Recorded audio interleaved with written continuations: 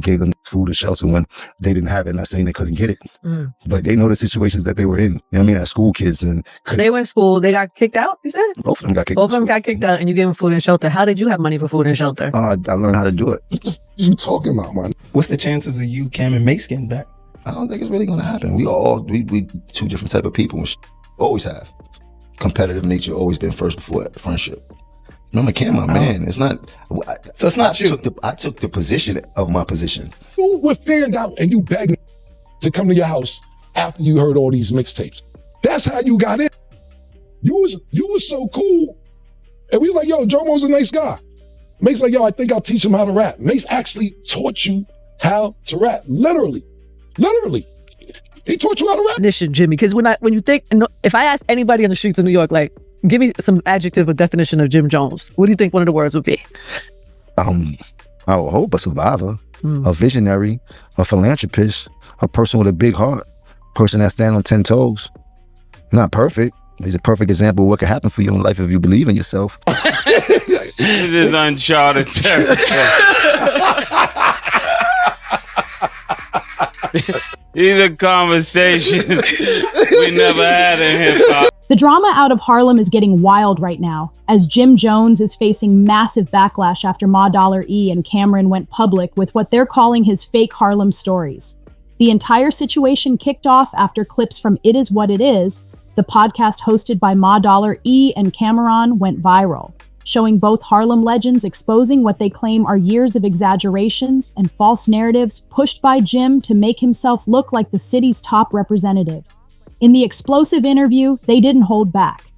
Both Ma$E and Cam spoke with conviction, calling out what they described as revisionist Harlem history and mocking the way Jim tries to present himself as the face of the movement they helped build. The energy was direct, and the internet immediately lit up.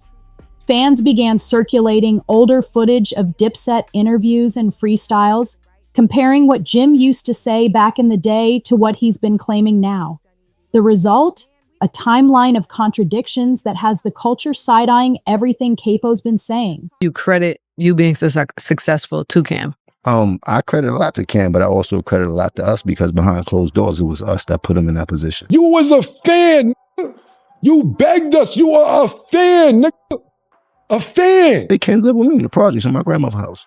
In your grandmother's house? Mm-hmm. Oh, but she was gone. Passed away. So you got the apartment to yourself. Mm-hmm. They come, but you still got to pay the rent. Yeah, I paid the rent. I paid Kuda Love rent. That was Mase manager. I was a hustler. I always been a hustler. You were in the streets. I know how to make money. Mm-hmm. Why are we going to Jomo's house? I heard the new shit you did. Yo, you want to come through? Come through. So yeah, I would bring some business over there sometime. Look, maybe. There wasn't times where Cam had to do what he had to do to make $1 and things like that. But from the beginning, I always had to make $1 because I always been on my own. Yeah. I raised my whole family since I was a teenager. I used to hustle and get my mom's money. You heard it. My first job in this thing was a hype man for Cam. You know what I mean? But I started as Cam partner, became in this mission wholeheartedly. I knew what my job was. He knew what his job was. What was your job? My job was to make sure nothing happened to that man while he was trying to be successful, because I knew that if he be successful, then he's going to turn around and make him successful. And that's exactly what happened. I mean, he was doing music a long time and things like that, but it was a pivotal moment where before he got signed, them 2 years was very crucial to everything that we did together in his journey of becoming who Cam is. Do you remember how we met? Pause. So not met, how you got cool with us? Basically, you heard our freestyles. Yo, man, I heard the freestyles. According to Ma$E, the issue isn't just about ego, it's about legacy. He claimed that Jim has been rewriting Harlem's story for years, positioning himself as the king, while downplaying the people who paved the way for Dipset to even exist. You can't tell Harlem stories without telling the truth, Ma$E said, looking directly at the camera. Camron jumped in too, laughing while saying, he was a little man back then, but now he talks like he ran everything. Saying Mase and all that going on yet, or are they still coming up? I'm not gonna sit here and do a discography, my bro. It's a little bit too much for me. And you ain't pay enough for that. So if you got some other questions you wanna ask, or you could erase all this, send you your money back. I understand what's going on and the plight of everything that's going on, and people want to know the history, but this ain't the way that you're not going to be able to get the whole Jim Jones or Jomo story for that, what you did. I thought this was some regular questions. Seemed like you trying to get everything up to every point, and that's not going to happen right now. So if you want to ask some questions, I'm cool with that, but you definitely can't ask me all these questions you're asking, my brother. So if you got some... Yeah. Matter of fact, bring up the clip. Yeah, Mase helped me learn how to rap. Mase showed me how to rap. Mase actually showed me, he was the first person to show me how to rap. Mase actually sat me down and showed me the magic to rap. We taught you how to rap, how you ran the whole organization, how you made Diplomat. We ain't make none of this up. You was a fan. I put you down because you had a free crib and you was a nice guy. That's how you got down. The two of them went on to detail specific incidents, club scenes, studio sessions, and street situations where Jim allegedly inflated his role or changed the details entirely. Viewers couldn't believe the boldness of it all, especially considering the long and complicated history between these Harlem giants. For years, there's been quiet tension between Jim, Camron, and Ma Dollar E, tension rooted in pride, competition, and street reputation. While Dipset always presented a united front publicly, insiders have known that behind the scenes, things weren't as smooth as they appeared. But this latest episode made it official. The gloves are off. What used to be subliminal shots in interviews or cryptic social media posts is now being said out loud in front of millions of fans. Ma Dollar E and Camron didn't just criticize Jim, they laughed at him, imitated his voice, and even pulled up old receipts to prove their points. Happy today. I'm extremely happy of what I've accomplished, who I've become, what I've overcame, what I have the ability to do. You was not there, man. You wasn't there. You were fanned out and you begged niggas to come to your house after you heard all these mixtapes. That's how you got in. Whenever I do my interviews, I'm very real with myself. You know what I mean? Like, I know the whole playing field. We taught you how to rap, how you ran the whole organization. People get this picture painted like I'm from the real bottom with nothing. I've been traveling on the train since I've been 8 and 9. I've been telling people this for years. Like, I'm a real anomaly. Like, I'm different in New York City. I was a man long before I was supposed to be a man. Get out of here. How you made Diplomat. Yeah, you ain't make none of this up. You was a fan. So you gonna sit around and act like you been around all this Harlem shit and everything. You ever see somebody from Harlem try to act like they from Harlem so bad that you gotta keep saying? One of the clips that went viral showed Cam saying, "You can't rewrite history when we were there," followed by Ma Dollar E jokingly adding, "You was the student, not the principal." The crowd watching the show erupted in laughter, but the internet took it deadly serious. Jim Jones has built his brand around Harlem authenticity, the hustle, the energy, the we built this mentality.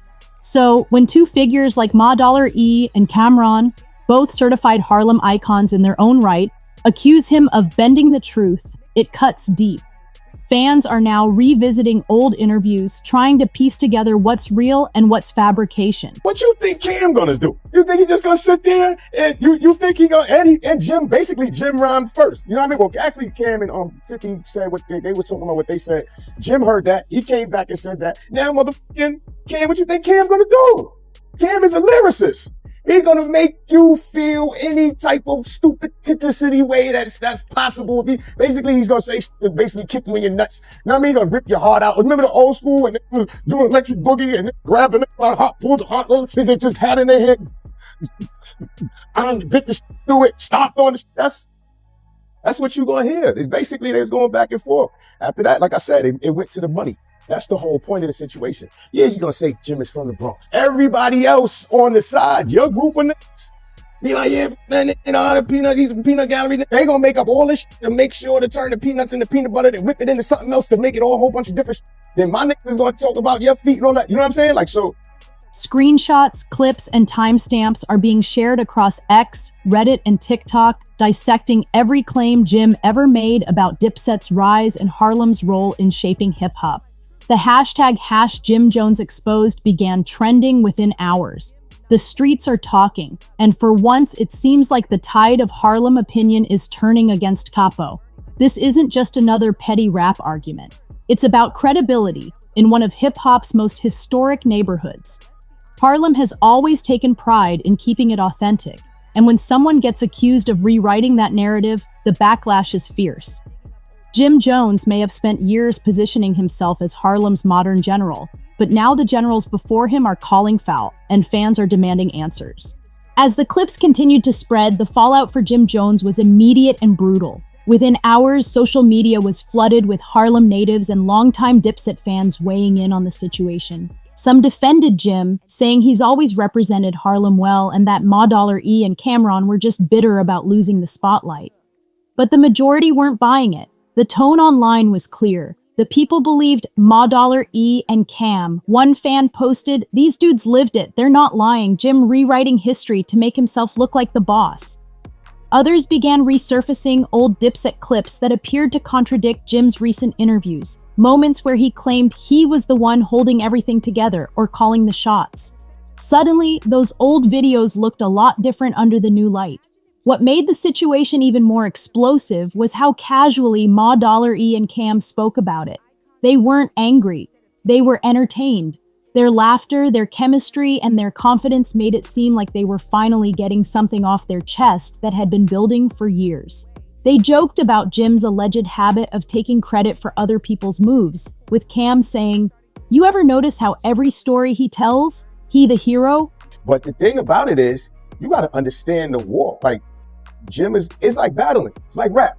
Like motherfucking rap. Jim, whatever, but they wasn't. They was on platforms. Jim said what he said. Jim, I think what he said, something about inviting him to his so he said, he said, they on my dick, right? That's something that's serious. Like, you hear that, you like, ooh, it's like Jim caught a ball. Oh. Do you consider Jim a Harlem guy or no? Jim basically was with Killer for a minute. You know what I'm saying? Cam already, you gotta understand, Jim had family in 1199 and Cam had family in 1199 and they both had family members over there. So that's how that connection went on as far as, cause Bloodshed and everybody was over there. So that was the connection with that as far as being First Avenue. First Avenue, they built up these condos called 1199 and Cam had family over there and Jim had family over there. So when Cam and Digger and Bloodshed was rocking, that was how Jim was able to make that connection because Cam was going to First Ave and Jim had family on First Ave. You know what I'm saying? At a real young age. We was teenagers though.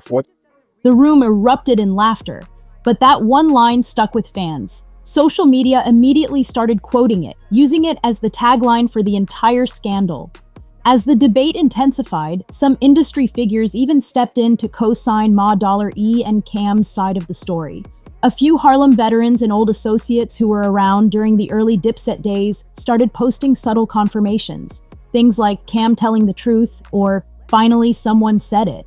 These small acknowledgments from credible sources added even more weight to the accusations. Suddenly, what could have been dismissed as playful roasting started looking like a full-on exposure. The internet loves drama, but this felt different.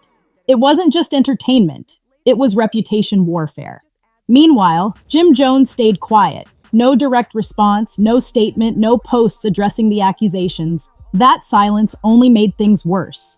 In hip-hop culture, when your name's being dragged like this and you don't clap back, people start assuming it's because you can't. Fans expected Jim to hit back immediately, especially since he's never been shy about speaking his mind in the past. Instead, he posted regular content about his workouts and lifestyle, as if nothing was happening. Building something that lasts. Mase and Cam figured that out. They turned their friendship into a whole business empire with It Is What It Is. Their platform blends comedy, sports, culture, and real talk. It's everything hip-hop media needed, but didn't have. They kept that Harlem flavor, but made it smart, modern, and money-driven. Cam and Jim history go back before me. You understand what I'm saying? When I met Cam and Jim, they were super close. So I honestly don't really know Jim being from the Bronx and all that. You know what I'm saying? When I met them, they was in 5H, which is, you know what I'm saying, Jim's apartment. And that's, you know, like, I guess that time was after all the stuff Cam had said already with the Children of the Corn and Jim, you know, whatever he said. You know what I'm saying? So, like I said, when I got there, Cam and Jim was like this, super tight. Mase wasn't even in the picture. I don't know Mase like that. You know what I'm saying? Every time I seen Mase, it's been a mutual, you know what I'm saying, respect there. So, you know, that's what that's been as far as me and Mase. You know what I'm saying? As far as, yeah, when I met Cam and Jim, they were already Trump tight and locked in. You understand what I'm saying? The Diplomats was already a name they had.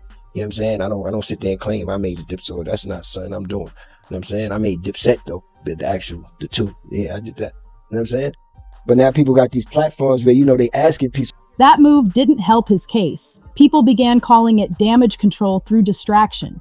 The irony is, just weeks before this all blew up, Jim had been doing interviews talking about Harlem pride, Dipset's legacy, and how he helped build the foundation of New York's rap resurgence in the 2000s.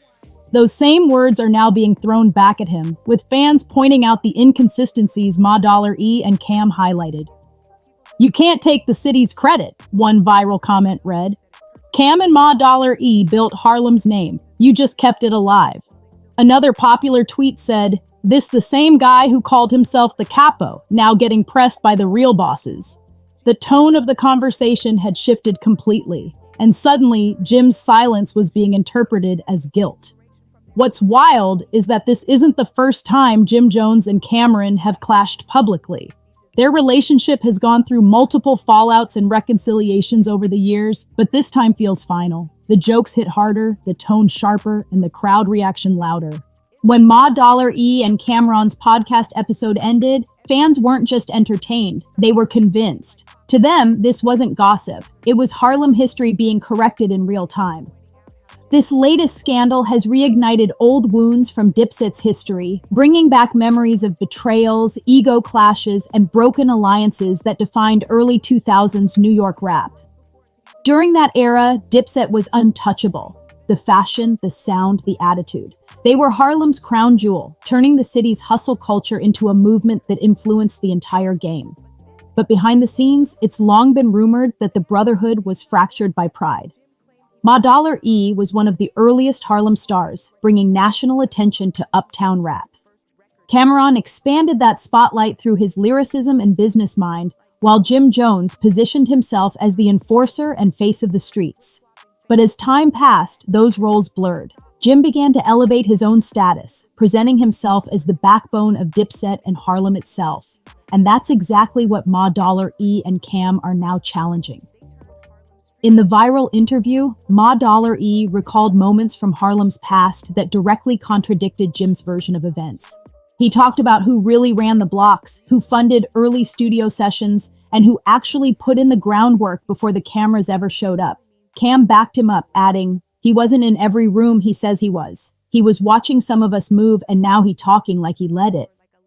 That kind of statement hits hard because it's coming from someone who was there from day one. Fans could feel the authenticity behind their words. It wasn't clout chasing, it was clarification. What makes this moment so interesting is how it exposes a generational divide in hip-hop storytelling. For years, older rappers have accused the new generation of being inauthentic, of clout chasing and exaggerating their experiences. But now one of the elders is being accused of doing the same thing. It's a full circle moment, and the irony isn't lost on the culture. Jim Jones, who spent years critiquing younger artists for not living what they rap, is now being accused of the very same thing by his peers. The tables have turned and fans are enjoying the spectacle. The digital response has been relentless. Edits of Ma$E and Cam roasting Jim have been remixed into songs, memes, and TikTok skits. Fans are taking clips from Dipset's iconic moments and adding sarcastic captions like, "The real story, according to Jim." One viral video even shows Cameron's laughter synced to a Jim Jones verse, mocking how his own lyrics are now being used against him. It's digital warfare. And right now, Jim's on the losing side. But behind all the jokes lies a serious question. How much of hip-hop history is myth versus memory? Over time, rappers often become historians of their own legacy, and every retelling adds a little more flair. What Ma$E and Cam are doing is stripping that flair away, forcing Harlem to confront what's real. That's why fans are calling this Harlem's truth moment.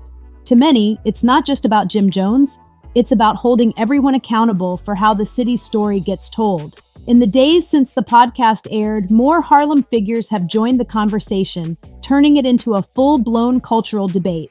Some of the neighborhood's OGs have come forward to validate Ma$E and Cam's version of events, claiming that Jim Jones did indeed embellish parts of his story over the years. One respected Harlem name even said in an Instagram live, "Jim always been the loudest, but not always the realest."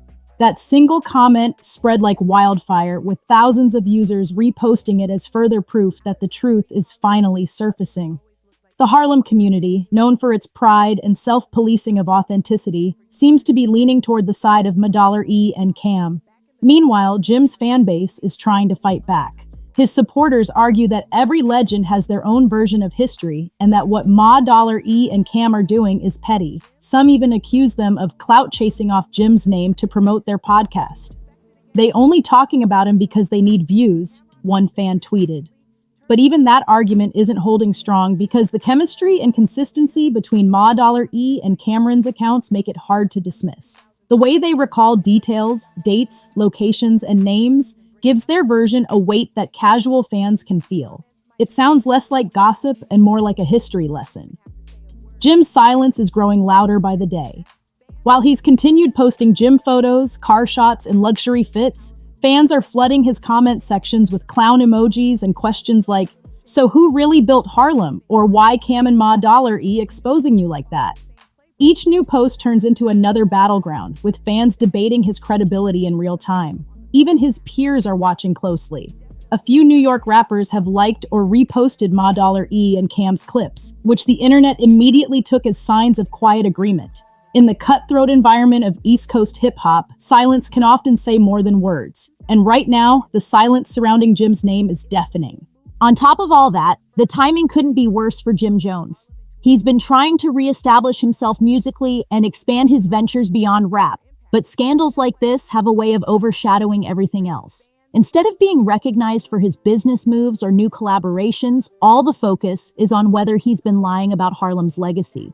Every interview he's ever done is being rewatched, every lyric reanalyzed, every statement double-checked. It's a digital trial, and the court of public opinion is ruthless. Camron and Ma Dollar E, on the other hand, are thriving. Their podcast numbers have skyrocketed since the episode dropped, and fans are calling it their best one yet. What started as a casual segment about Harlem pride turned into one of the most viral moments of the year. The chemistry between them, part humor, part history lesson, has made them look like the gatekeepers of truth, while Jim looks like the outsider trying to rewrite it. Whether that perception is fair or not doesn't even matter anymore.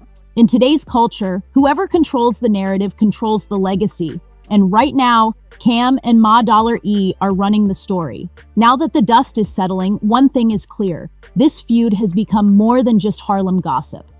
It's a reflection of how easily legends can be questioned in the digital age. Jim Jones, once celebrated as a symbol of Harlem's grit and determination, is now fighting to protect his credibility.